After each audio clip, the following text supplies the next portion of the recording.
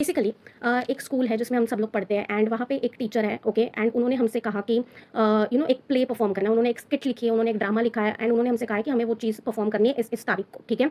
And वो हर बच्चे के लिए उन्होंने डायलॉग्स लिखे, स्टोरी लिखी है, सारी चीज़ें लिखी है एंड वो हर बच्चे को एक एक कैरेक्टर बताती है एंड उस बच्चे को उनके डायलॉग्स प्रैक्टिस करवाती है ओके। एंड सारा सारा सब कुछ जो डायरेक्शन है वो टीचर करवाती है ओके। अभी जो बच्चे हैं वो हर बच्चा एक्साइटेड है, वो हर बच्चा अपने पोटेंशियल अपने कैलिबर के हिसाब से अपने डायलॉग्स को लर्न करेगा, एक्टिंग करने की कोशिश करेगा, डेफिनेटली परफॉर्म करने की कोशिश करेगा, क्योंकि उस हर बच्चे को अपनी टीचर को प्राउड फील कराना है। अब ऑडियंस में उस दिन बैठे हुए जो पेरेंट्स हैं उनको प्राउड फील कराना है, खुद के लिए भी कुछ अच्छा करना है ओके।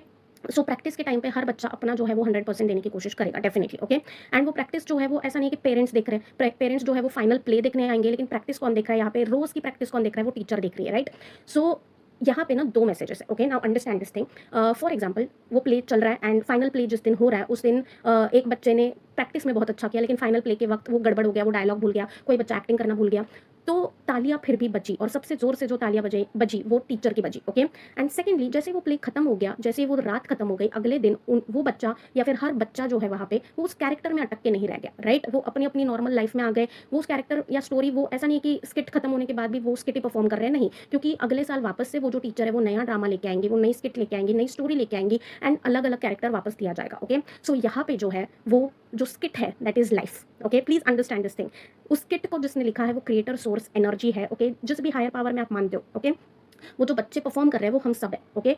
ऑडियंस में जो बैठे हैं वो डेफिनेटली हमारे लव्ड वंस है ओके, जिनको देख के हमें मोटिवेशन मिलता है कभी कभी जीने का ओके। हम होप उनको प्राउड करने के होप में हम डेफिनेटली और मेहनत करते हैं।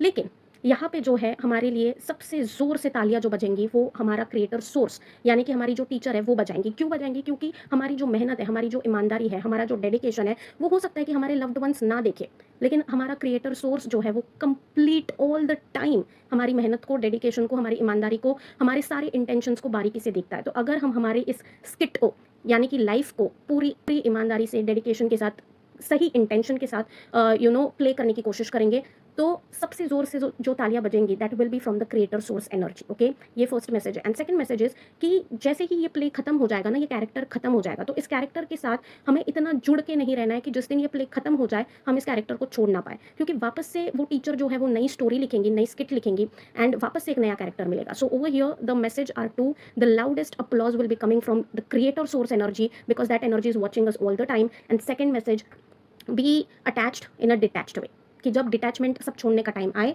तो छोड़ते वक्त दुख ना हो okay. That's it for this thought of mine. I hope that it made sense to you.